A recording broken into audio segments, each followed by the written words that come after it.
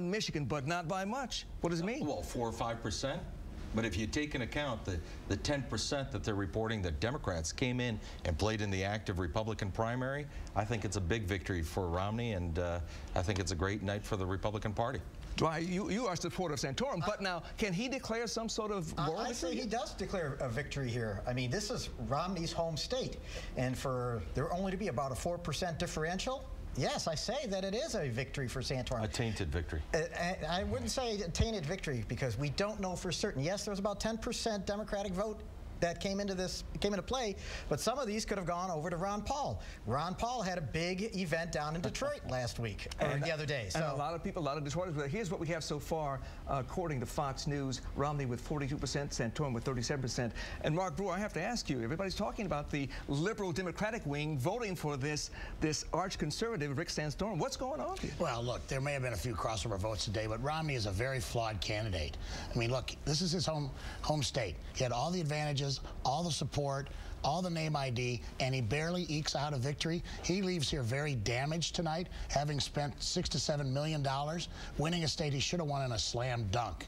He's very damaged goods going on in this process. Damaged goods? How can you say he's damaged goods when the Democrats participated in this Republican damaged primary? goods because he's a guy who thinks corporations are people, because he likes to fire people, because he's so out of touch, and he's opposed to the auto rescue here. Rocky, you're a loser. You know a lot lot about losing. Let me tell you something. This is the type of attack that you get. Gentlemen, I can say this. You keep giving attacks like that. This is not a game. People are hurting in the city of Detroit, and they're hurting in Michigan. And people be hurting worse if Mitt Romney had his way, and the auto industry had gone out of business. That's exactly what would have happened.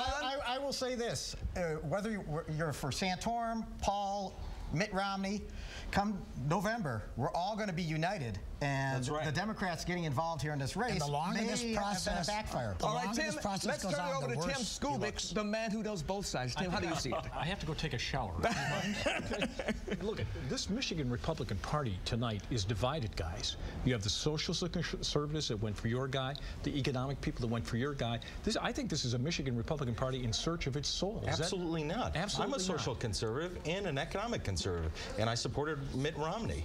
You've got a cross-section of people across Michigan, conservatives, women, men, that have supported Mitt Romney. But look at the geographical breakdown here in southeast Michigan. Your guy did very well. On the western side of the state, this guy was unbelievable because over there. Santorum concentrated on the west side of Michigan, and he had people that were working for Nick Gingrich. And why do you suppose he did? Because his people are over there. And Tim, you just made my case.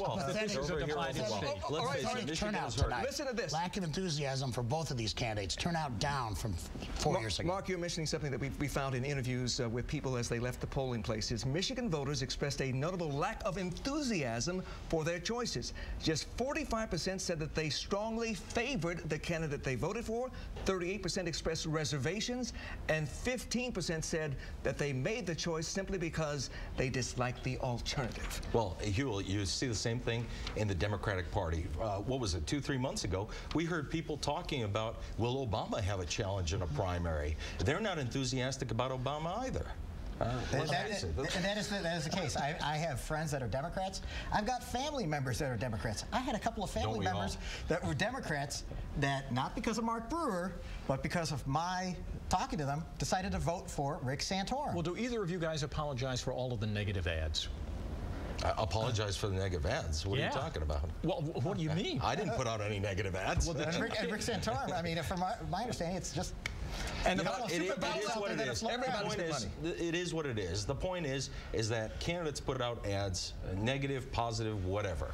You have super PACs playing in the primaries as well. The issue is, will the Republican Party, like Ron Dwyer said, stand united with independents to win Michigan in 2012? Will you support Romney if he gets the nomination? We will support anybody who gets the nomination, whether it be Mitt Romney, Newt Gingrich. They stand united. There you go. See?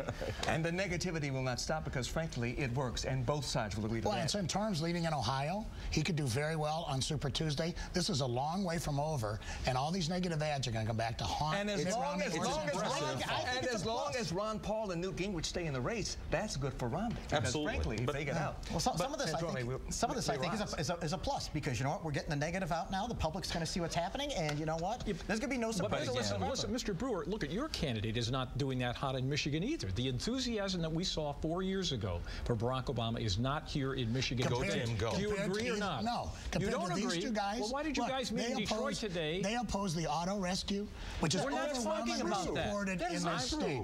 They absolutely. Mitt Romney would have let these companies go bankrupt. And they did go bankrupt through a structured bankruptcy. And they would be gone. We would have lost all those jobs. The point is the union certainly won't support Romney, bottom line. We'll see what happens. Well, Look, we're going to be back with you. 40% of union members will. We're going to stay with you, and we'll talk back to you in a few minutes because we have much more results, many more results to analyze. Our panel will be here throughout the newscast. More primary election coverage and analysis in the next half hour. Mitt Romney wins the big two-step tonight. He scores an easy win in Arizona, wins a close call in his home state of Michigan.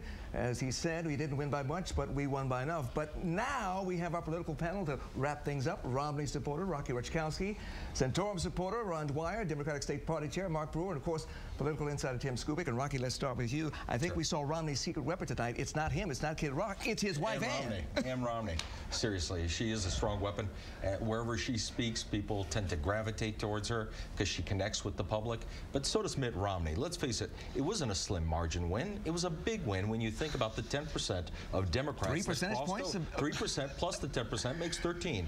If my math's correct, I'd say 13% win. All right, Ron, will women vote for a candidate who says contraception is not okay? I believe he will, because you know what? That's the Catholic belief. I myself am Catholic, and the Catholic Church has certain guidelines when it comes to contraception.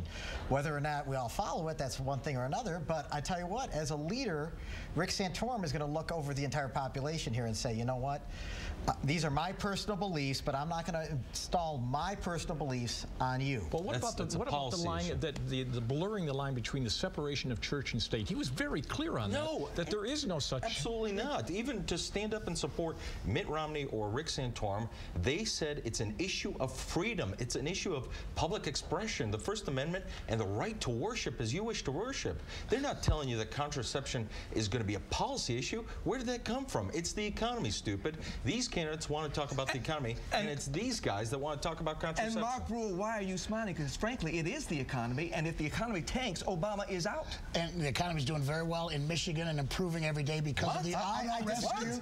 Because of the auto rescue that these two guys opposed, our auto companies would be out of business. This state would be in a depression had these guys had their way. That those auto companies should have gone bankrupt. That's going to cost Mitt Romney in Michigan. Well, you know, that issue plays well. That issue plays well here in Michigan, but across the country, the bailout was not popular. Is not popular.